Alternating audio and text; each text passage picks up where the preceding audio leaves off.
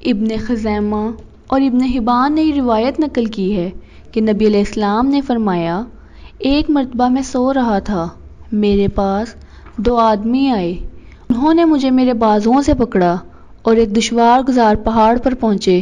وہاں پہنچ کر وہ مجھ سے کہنے لگے، اس پر چڑھیے۔ میں نے کہا، مجھ میں اس کی طاقت نہیں ہے۔ وہ کہنے لگے، ہم آپ کے لیے سہولت پیدا کیے دیتے ہیں۔ چنانچہ میں اس پہاڑ پر چڑھنے لگا۔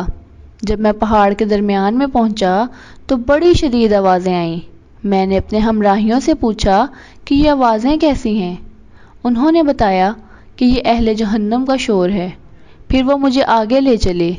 اچانک میں کچھ لوگوں کے پاس پہنچا جو ایڑیوں کے بل لٹکے ہوئے تھے اور ان کے جبڑے چھلے ہوئے تھے جن میں سے خون بہہ رہا تھا۔